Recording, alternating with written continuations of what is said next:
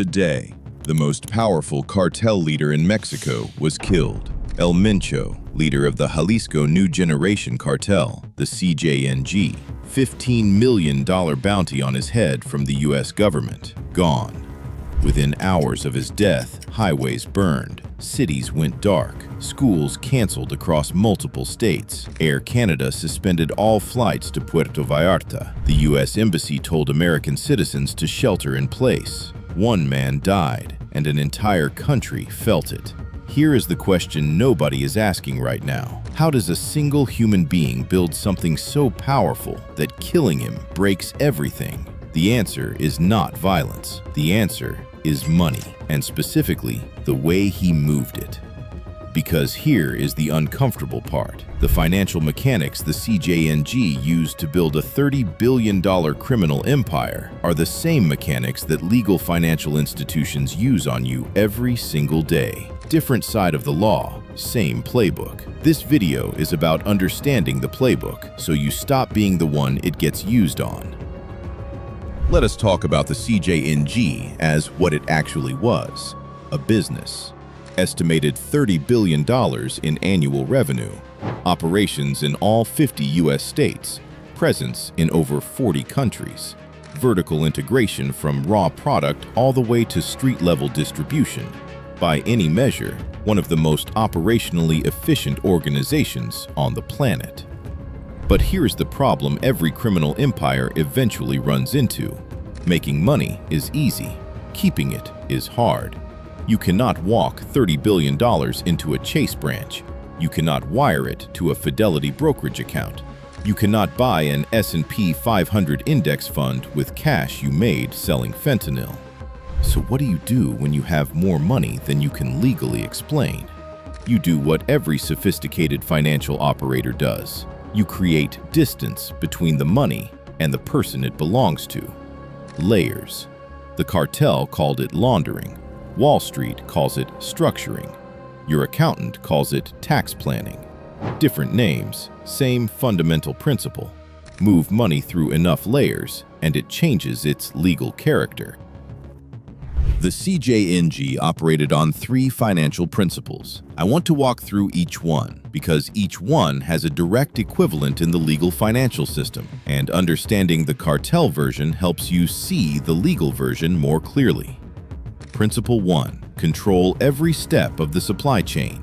The CJNG did not just sell drugs. They controlled production, transportation, distribution, and retail. Every step of the supply chain generated a margin, and they captured all of it. This is called vertical integration, and it is exactly the model that made Amazon the most valuable company in America. Amazon does not just sell products. They manufacture some, ship all of them, store them in their own warehouses, deliver them in their own trucks, and collect fees from third-party sellers at every step. Apple does not just make phones. They design the chip, build the software, own the App Store, and take 30% of every transaction that happens on the device. The lesson for your financial life? The institutions that have the most power over your money are the ones that own the most steps of its journey. Your bank takes your deposit, lends it to someone else at 7%, collects that interest, then sells you a credit card so you can borrow your own money back at 27%. They own the supply chain of your money, and they collect a margin at every single step.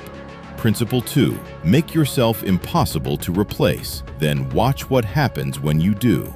This is the section that ties back to today. El Mencho built the CJNG so that he was the single point of authority. Every major decision ran through him. No obvious successor. His brother is in a U.S. prison. His son is in prison. His daughter is in prison. He was the whole system, which is exactly why today, hours after his death, half of Mexico is on fire. No succession plan, no second in command with clear authority. Just your financial life has the same vulnerability. If you have one income source, one job, one employer, one paycheck, you are El Mencho's org chart. Everything runs through one point, and if that point disappears, your financial system collapses the same way the CJNG is collapsing right now. The lesson is not to be like the cartel. The lesson is to build multiple streams of income so that no single point of failure can take everything down. A side income,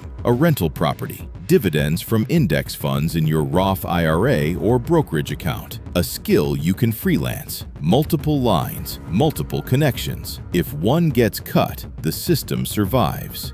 Principle 3, the layering principle, and the legal version nobody tells you about.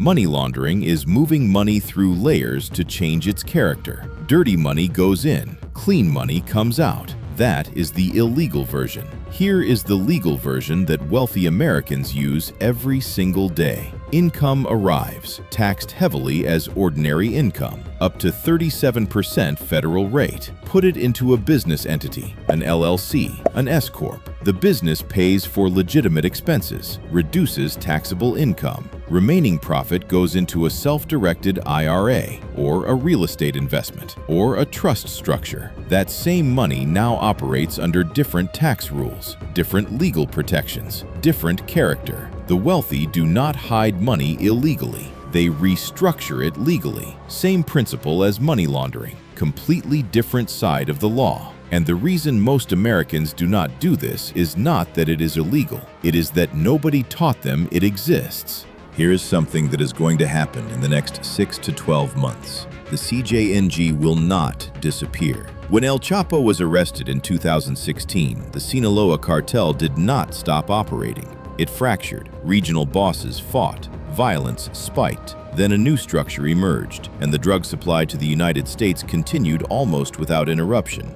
The same thing happens in legal markets every single time. When Enron collapsed in 2001, the energy trading market did not disappear. The money moved to other firms. When Lehman Brothers fell in September 2008, the largest bankruptcy in U.S. history, the money did not vanish. It moved to Goldman Sachs, to JP Morgan, to the Federal Reserve. Money does not disappear. It moves. And every major disruption, every cartel collapse, every corporate bankruptcy, every market crash transfers wealth from people who panic and exit to people who understand where the money moves next. The cartel understood this. Wall Street understands this. The question is whether you understand it. I want to be clear about something before we finish. This video is not drawing a moral equivalence between cartels and banks. What the CJNG did, the fentanyl that killed over 100,000 Americans last year, the violence, the communities destroyed on both sides of the border, that is not a business model to admire. Full stop.